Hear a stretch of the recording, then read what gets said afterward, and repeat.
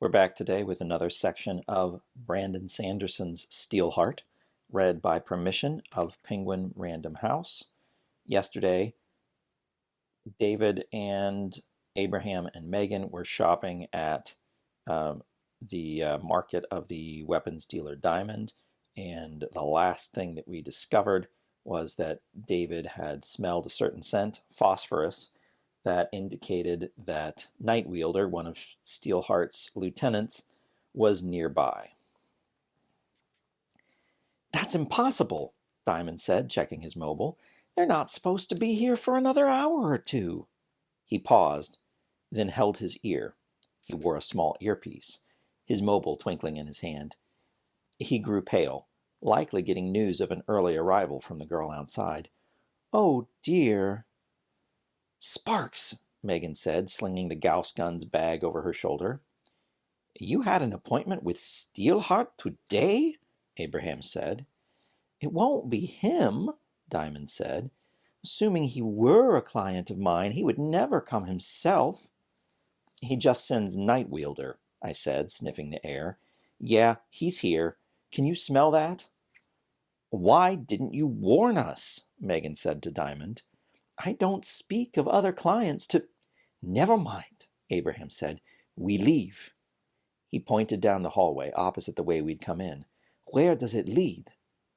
"Dead end," Diamond said. "You left yourself without a way out?" I asked, incredulous.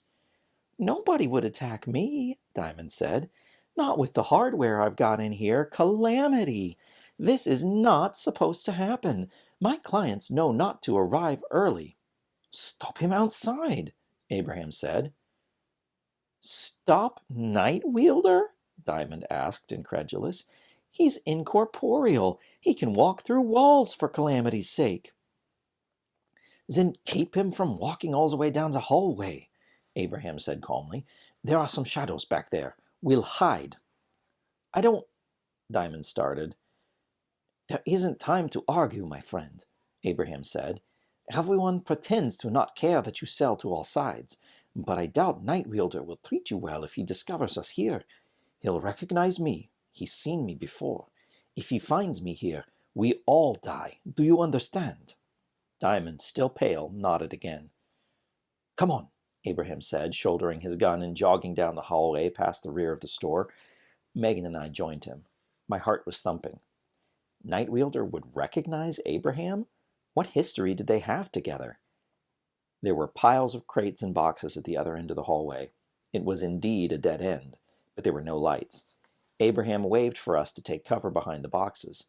We could still see the walls full of weapons back where we'd been. Diamond stood there, wringing his hands. "Here," Abraham said, setting his large gun down on a box and aiming it directly at Diamond. "Man this, David. Don't fire unless you must." "Won't work against Night Wielder anyway," I said. "He has prime invincibility. Bullets, energy weapons, explosions, all pass through him." "Unless we could get him into the sunlight," assuming I was right. I put up a good front for the others, but the truth was, all I had was hearsay. Abraham dug in the pocket of his cargo pants and pulled something out, one of the tensors. I immediately felt a surge of relief. He was going to cut us a path to freedom. "So we're not going to wait it out?" "Of course not," he said calmly. "I feel like a rat in a trap. Megan, contact Tia. We need to know the tunnel nearest to this one. I'll dig us a route to it." Megan nodded, kneeling down and cupping her mouth as she whispered into her mobile. Abraham warmed up the tensor, and I folded out the scope on his machine gun, flipping the switch to burst mode. He nodded appreciatively at the move. I sighted through the scope. It was a nice one, far nicer than my own, with distance readouts, wind speed monitors, and optional low-light compensators. I had a pretty good view of Diamond as he welcomed his new customers with hands open and a wide smile on his face. I grew tense. There were 8 of them, 2 men and a woman in suits alongside 4 enforcement soldiers, and Night Wielder. He was a tall Asian man who was only half there. Faint, incorporeal. He wore a fine suit, but the long jacket had an Eastern flair to it. His hair was short, and he walked with hands clasped behind his back. My finger twitched toward the trigger. This creature was Steelheart's right-hand epic, the source of the darkness that cut New Cago off from the sun and stars. Similar darkness stirred on the ground around him, sliding toward shadows and pulling there. He could kill with that, could make tendrils of that dark mist turn solid and spear a man. Those, the incorpority and the manipulation of that mist, were his only two known powers. But they were doozies. He could move through solid matter, and like all incorporeals, he could fly at a steady speed. He could make a room completely black, then spear you with that darkness, and he could hold an entire city in perpetual night. Many assumed that he dedicated most of his energies to this. That had always worried me. If he weren't so busy keeping the city in darkness, he might have been as powerful as Steelheart himself. Either way, he'd be more than enough to handle the three of us, unprepared as we were. He and two of his minions were in conversation with Diamond. I wished I could hear what they were saying. I hesitated, then pulled back from the scope. A lot of advanced guns had... Yes, I flipped the switch on the side, activating the scope's directional sound amplifier.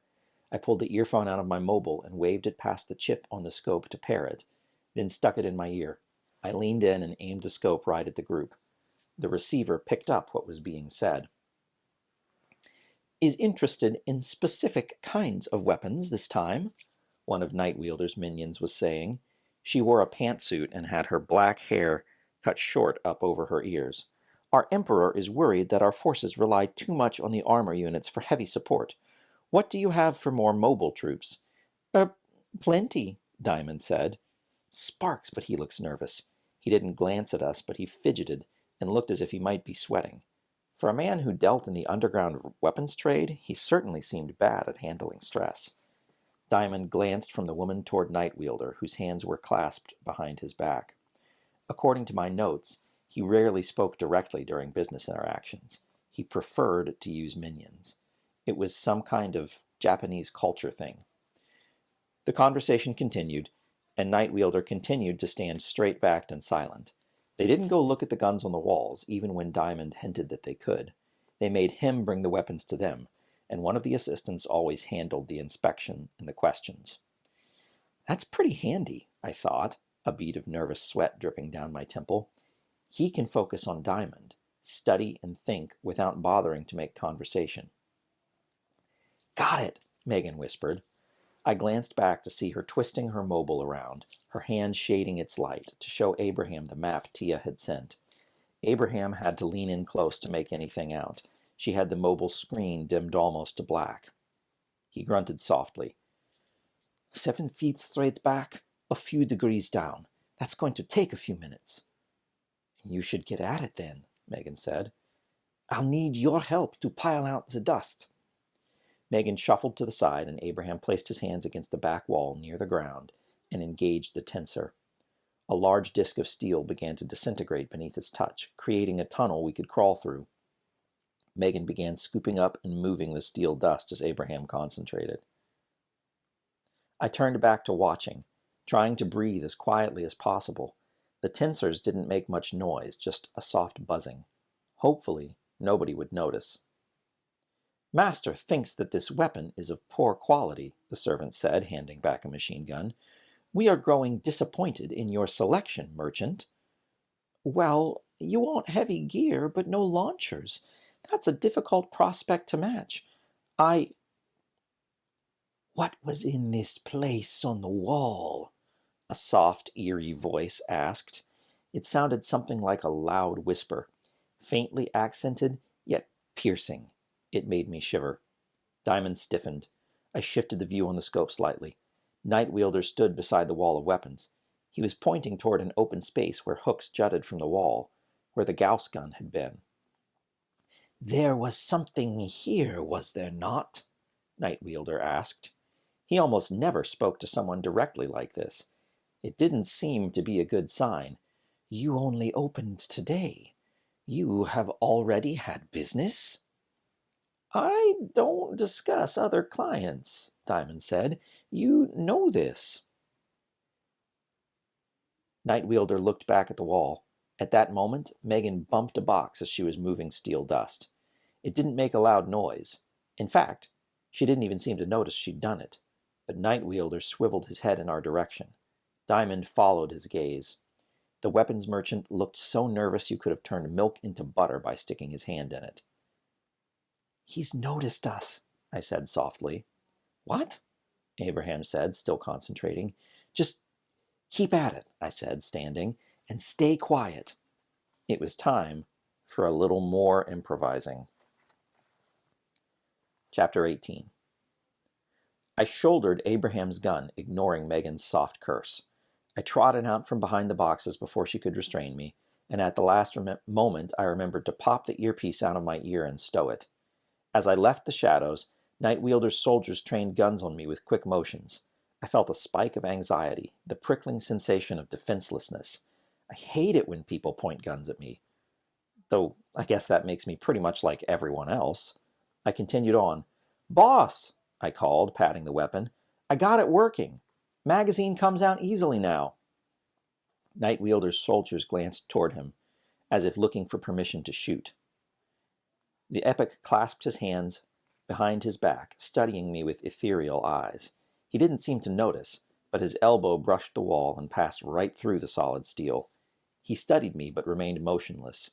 The goons didn't shoot. Good sign. "Come on, Diamond," I thought, trying to contain my nervousness. "Don't be an idiot. Say something." "Was it the release pin?" Diamond asked. "No, sir," I said. "The magazine was bent slightly on one side." I gave a respectful nod to Night Wielder and his flunkies, then moved over to set the gun in the spot on the wall.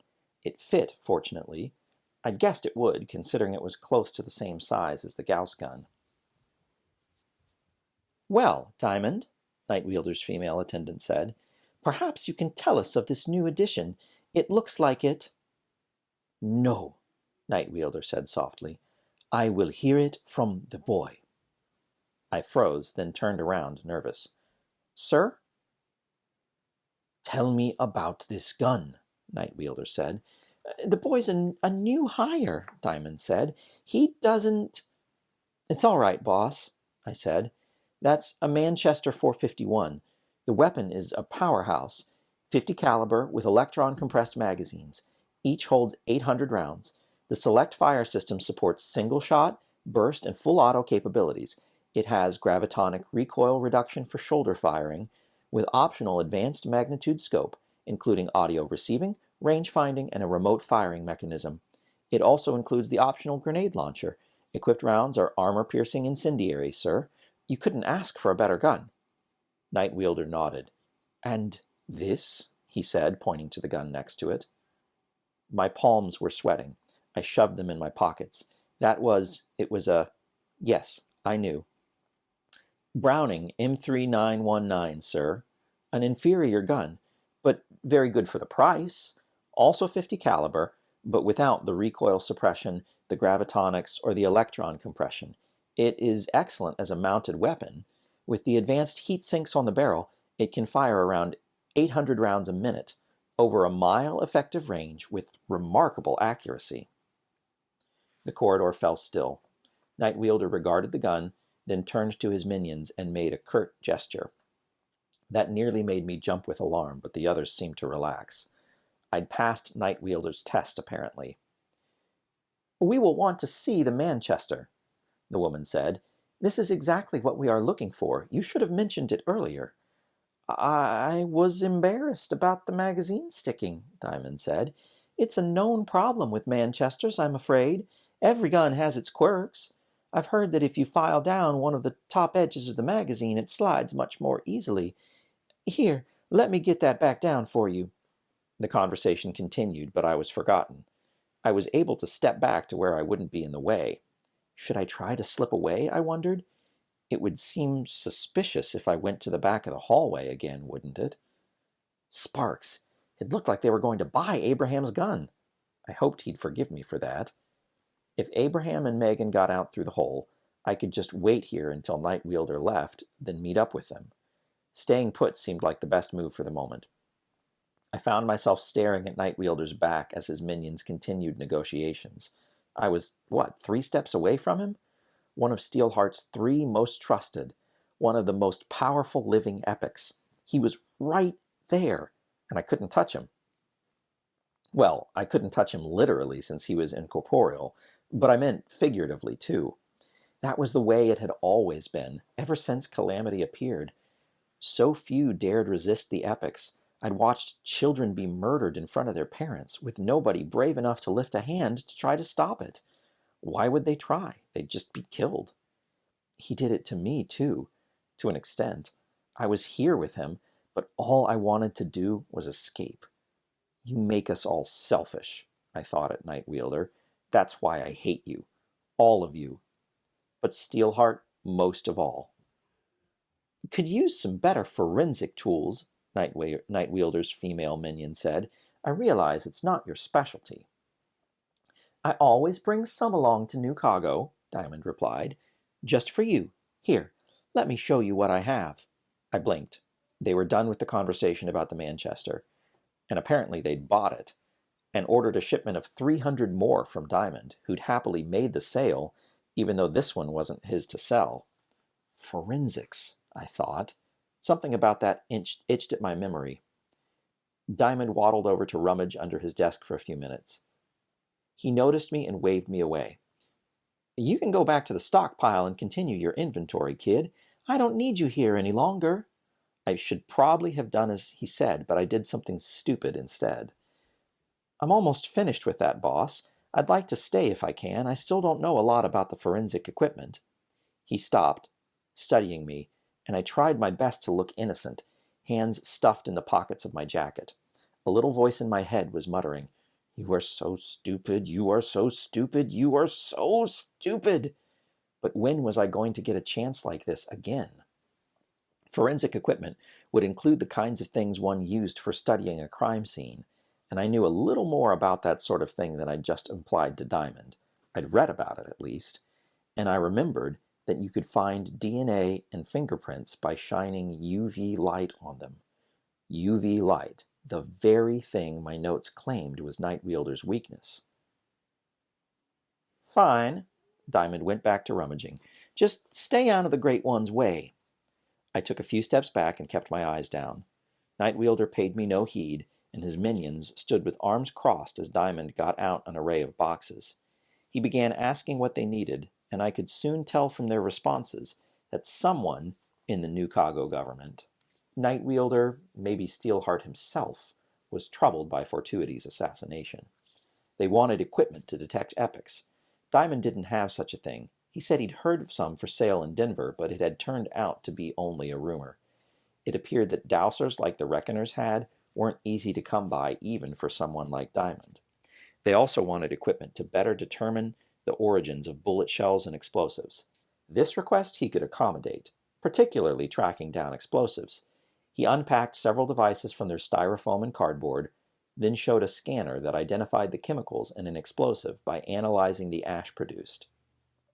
I waited, tense, as one of the minions picked up something that looked like a metal briefcase with locks on the sides.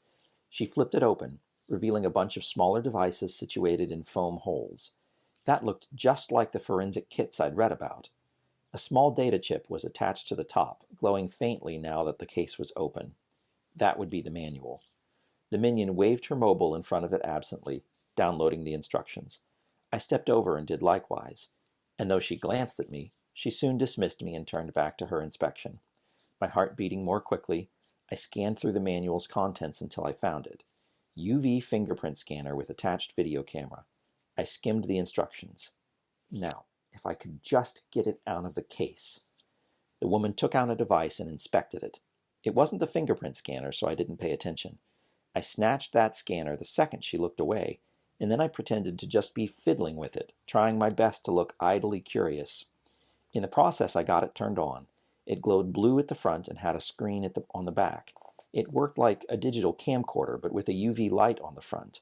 You shined the light over objects and recorded images of what that revealed. That would be handy if doing a sweep of a room for DNA. It would give you a record of what you'd seen. I turned on the record function. What I was about to do could easily get me killed.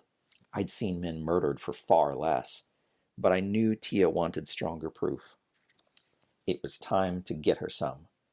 I turned the UV light and shined it on Night Wielder. Chapter 19. Night Wielder spun on me immediately. I turned the UV light to the side, my head down as if I were studying the device and trying to figure out how it worked. I wanted it to seem like I'd shined the light on him by happenstance while fiddling with it. I didn't look at Night Wielder. I couldn't look at Night Wielder. I didn't know if the light had worked on him, but if it had and he so much as suspected that I'd seen, I'd die. I might die anyway. It was painful not to know what effect the light had produced, but the device was recording. I turned away from Night Wielder, and with one hand I tapped some buttons on the device as if trying to make it work. With the others, fingers trembling nervously, I slid out the data chip and hid it in the palm of my hand. Night Wielder was still watching me. I could feel his eyes as if they were drilling holes in my back. The room seemed to grow darker, shadows lengthening. To the side, Diamond continued chatting about the features of the device he was demonstrating. Nobody seemed to have noticed that I'd drawn Night Wielder's attention. I pretended not to notice either, though my heart was pounding even harder in my chest. I fiddled with the machine some more, then held it up as if I'd finally figured out how it worked. I stepped forward and pressed my thumb on the wall, then stepped back to try to see the thumbprint show up in the UV light. Night Wielder hadn't moved. He was considering what to do. Killing me would protect him if I'd noticed what the UV light did. He could do it. He could claim that I'm impinged on his personal space or looked at him wrong. Sparks, he didn't even need to give an excuse. He could do what he wanted. However, that could be dangerous for him. When an epic killed erratically or unexpectedly, people always wondered if it was an attempt to hide their weakness. His minions had seen me holding a UV scanner. They might make a connection. And so to be safe, he'd probably have to kill Diamond and the enforcement soldiers as well. Probably his own assistants too. I was sweating now. It felt awful to stand there, to not even be facing him as he considered murdering me.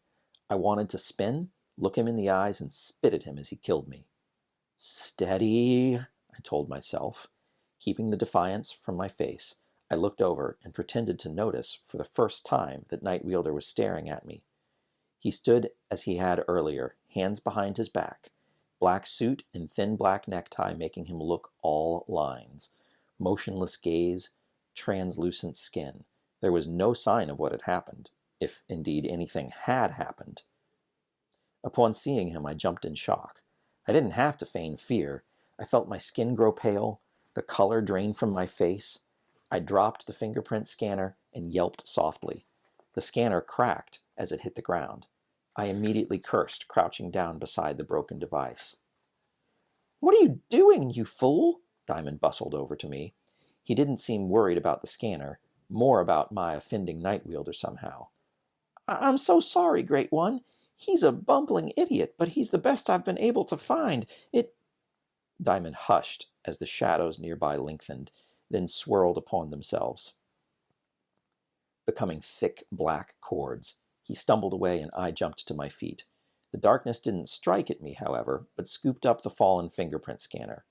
The blackness seemed to pool on the floor, writhing and twisting about itself. Tendrils of it raised the scanner up into the air in front of Night Wielder, and he studied it with an indifferent gaze. He looked to us, and then more of the blackness rose up and surrounded the scanner. There was a sudden crunch, like 100 walnuts being cracked at once. The intended message was clear. Annoy me, and you will meet the same fate. Night Wielder neatly obscured his fear of the scanner and his desire to destroy it behind the guise of a simple threat. I said softly. "Boss, why don't I just go to the back and keep working on that inventory like you said?" "What you should have done from the first," Diamond said. "Off with you." I turned and scrambled away, hand held to my side, clutching the data chip from the UV scanner. I hurried my pace, not minding how I looked, until I was running. I reached the boxes in the relative safety of their shadows. There, close to the floor, I found a completed tunnel burrowed through the back wall. I lurched to a stop. I took a breath, got on my hands and knees, and scrambled into the opening. I slid through the 7 feet of steel and came out the other side. Something grabbed my arm and I pulled back by instinct. I looked up, logic fleeing as I thought of how Night Wielder had made the shadows themselves come alive, but was relieved to see a familiar face. "Hush," Abraham said, holding my arm. "Are they chasing?" I don't think so," I said softly. "Where's my gun?" I kind of sold it to Night Wielder." Abraham raised an eyebrow at me, then towed me to the side, where Megan covered us with my rifle. She was the definition of professional. Lips a terse line, searching the tunnels nearby from danger. The only light came from the mobiles she and Abraham wore strapped to their shoulders. Abraham nodded to her, and there was no further conversation as the three of us made our escape down the corridor. At the next intersection of the catacombs, Megan tossed my rifle to Abraham, ignoring that I'd put my hand out for it, and unholstered one of her handguns. She nodded to him, then took point, hurrying down the steel tunnel. We continued that way, no talk for a time. I'd been hopelessly lost before, but now I was turned around so much I barely knew which direction was up. "Okay," Abraham finally said, holding up a hand to wave Megan back. "Let's take a breather and see if anyone is following." He settled down in a small alcove in the hallway where he could watch the stretch behind us and see if anyone had followed. He seemed to be favoring the arm opposite the shoulder that had been shot. I crouched beside him and Megan joined us. "That was an unexpected move you made up there, David," Abraham said softly, calmly. I didn't have time to think about it," I said. "They heard us working." True. And then Diamond suggested you go back, but you said you wanted to stay?" "So you heard that?" "I could not have just mentioned it if I hadn't." He continued looking down the hallway. I glanced at Megan, who gave me a frosty stare. "Unprofessional," she muttered. I fished in my pocket and brought out the data chip. Abraham glanced at it, then frowned. He obviously hadn't stayed long enough to see what I was doing with Night Wielder. I tapped the chip to my mobile, downloading the information. 3 taps later, it started displaying the video from the UV scanner. Abraham glanced over, and even Megan craned her neck to see what it was showing. I held my breath. I still didn't know for certain if I was right about Night Wielder, and even if I was, there was no telling whether my hasty spin of the scanner had captured any usable images. The video image showed the ground with me waving my hand in front of the lens. Then it turned on Night Wielder and my heart leaped. I tapped the screen, freezing the image. "You clever little slants," Abraham murmured. There on the screen, Night Wielder stood, with half his body fully corporeal. It was difficult to make out, but it was there. Where the UV light shone, he wasn't translucent, and his body seemed to have settled more. I tapped the screen again, and the UV light panned past, letting Night Wielder become incorporeal again. The video was only a second or two, but it was enough. "UV forensics scanner," I explained. "I figured this was the best chance we'd get to know for certain." "I can't believe you took that chance," Megan said, "without asking anyone.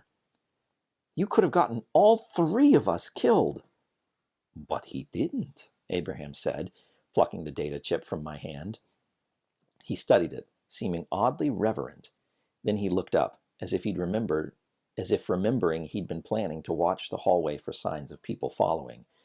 "We need to get this chip to Prof. Now." He hesitated. "Nice work." He stood up to go, and I found myself beaming. Then I turned to Megan, who gave me an even colder, more hostile look than she had earlier. She rose and followed Abraham. Sparks, I thought. What would it take to impress that girl? I shook my head and jogged after them.